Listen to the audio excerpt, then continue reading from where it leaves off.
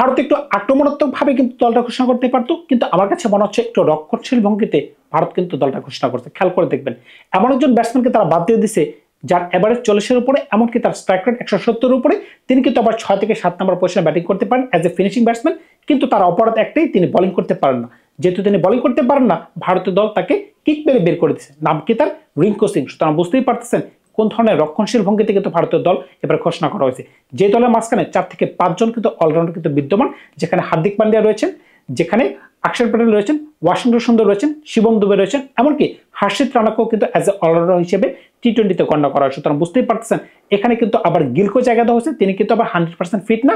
কেন গিলকে জায়গা দেওয়া হচ্ছে, কারণটা কি, তিনি যদি একবার দল থেকে ছিটকে পড়ে যান আর অন্যজন যদি এই জায়গাটাকে একবার গ্রহণ করে ফেলে, তখন কিন্তু তাকে আর দলে ঢোকানো যাবে না। সুতরাং বুঝতেই পারতেছেন ভারতীয়রা কিন্তু চিন্তা আছে, এমনকি যারা সিলেক্টর তারাও কিন্তু চিন্তা আছে। কিন্তু আলোচনার আরেকটা বিষয় কি, গত ম্যাচে ভারত 5 সমান রান করলো, 358 রান, যেখানে 2 জন ব্যাটসম্যানের সেঞ্চুরি ছিল, তারপরেও কিন্তু তারা ম্যাচ জিততে পারে নাই। খেয়াল করে দেখবেন, একজন জীবনের প্রথম সেঞ্চুরি করতে পারছেন ঋতুরাজ গায়কোয়াড়, তিনিও কিন্তু টি-20 দলের জায়গা পাওয়ার মতো যোগ্য দাবিদার ছিলেন। যে একটা সেঞ্চুরি তিনি করতে পারছেন, কেন তাকে জায়গা দেওয়া হলো না, সেই প্রশ্নের উত্তর কিন্তু আমার কাছে নেই।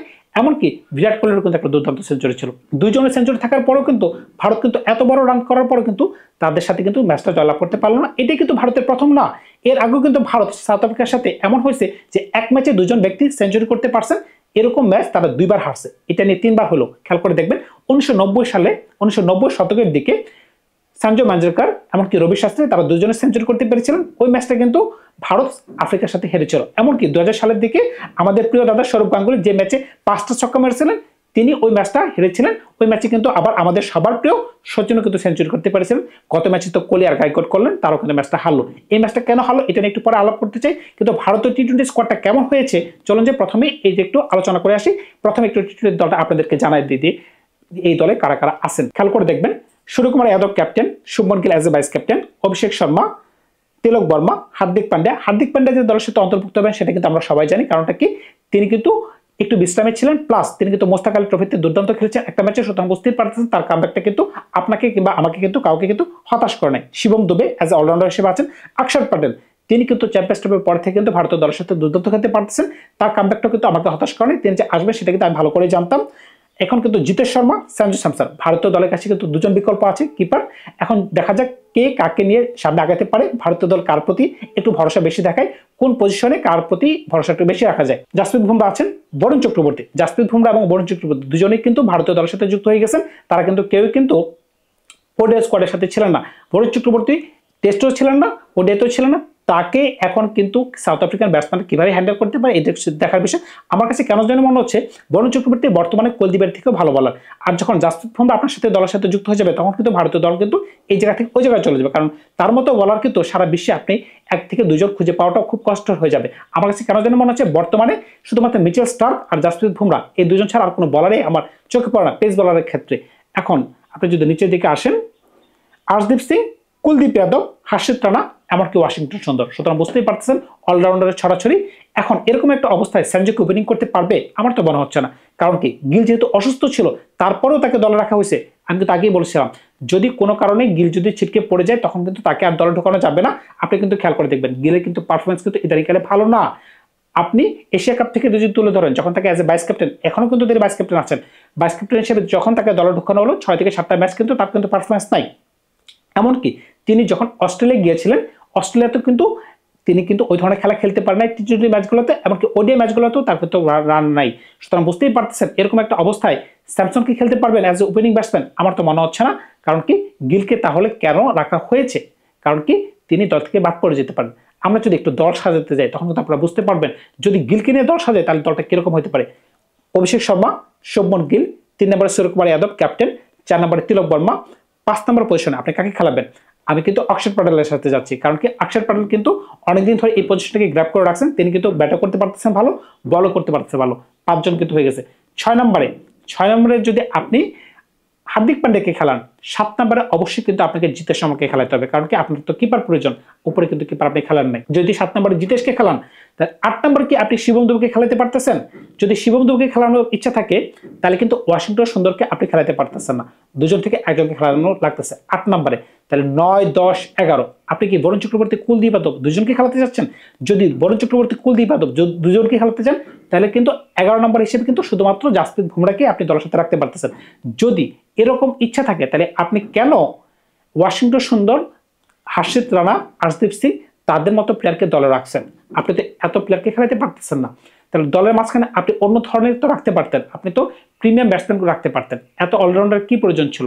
আমি প্রথমে কিন্তু বলেছিলাম একজন ব্যাটসম্যান যেখানে বল করতে পারে না তাকে কিন্তু বল না করার অপরাধে আপনি দল থেকে বের করে দিলেন। আবার যদি কোনো কারণে যদি আপনি স্যামসনকে উপরে রেখে দলটা সাজাতে চান, অভিষেক শর্মা, সঞ্জু স্যামসন, তখন কিন্তু আপনার কিপার হয়ে গেল। খেয়াল করে দেখবেন কিপার হয়ে গেল 3 নম্বরে ক্যাপ্টেন সূর্যকুমার যাদব, 4 নম্বরে তিলক বর্মা, 5 নম্বরে অক্ষর প্যাটেল, 6 নম্বরে হার্দিক পান্ডিয়া, 7 নম্বরে আপনি শিবম দুবেকে খেলাতে পারতেছেন, 8 নম্বরে ওয়াশিংটন সুন্দর যদি বাদ দিতে চান, ওয়াশিংটন সুন্দরকে যদি বাদ দেন, বরুণ চক্রবর্তী, কুলদীপ যাদব, 8, 9, 10, 11তে আপনি আর্শদীপ সিং এমনকি জাসপ্রীত বুমরাহ। সুতরাং বুঝতেই পারতেছেন আপনার দল কিন্তু মোটামুটি কিন্তু একটু শক্তিশালী মনে হচ্ছে আগের থেকে বেশি। কারণ কি আপনি যখনই 7 নম্বর পজিশনে জিতেশকে ঢোকাবেন তখন কিন্তু আপনার দল থেকে একজন অলরাউন্ডার কিন্তু কমে যাচ্ছে। কারণ কি আপনার তো কিপার প্রয়োজন। আপনি যখনই উপরে স্যামসনকে ঢোকাই দিবেন তখন কিন্তু আপনি নিচের দিকে একজন এক্সট্রা ব্যাটসম্যান খেলাতে পারবেন অ্যাজ এ অলরাউন্ডার, তখন কিন্তু আপনার দলে একটু ব্যাটিংটা একটু মজবুত মনে হবে। আপনি খেয়াল করে দেখছেন কি সাউথ আফ্রিকা যে ধরনের ব্যাটিং করতে পারতেছে, 358 রান নেওয়াটা তাদের জন্য পানিবাদ মনে হচ্ছে। আমার কাছে মনে হচ্ছিল যদি কালকে ইন্ডিয়া 400 করতে পারতো তারা কিন্তু এটা চেস করার মতো এবিলিটি কিন্তু রাখতে পারতো। এমনকি ইন্ডিয়া কিন্তু একটু চোখ পড়ে গেছে। চোখটা কিভাবে করছে? যখন বিরাট কোহলি আউট হয়ে গেছে, আপনাদের মনে পড়ে কি 39তম ওভারে তখন তাদের রান ছিল 286, তারা লাস্টের 11 ওভারে মানে 11 ওভারে সম্ভবত 76 রান নিতে পারছে বা 72 রান নিতে পেরেছিল সম্ভবত।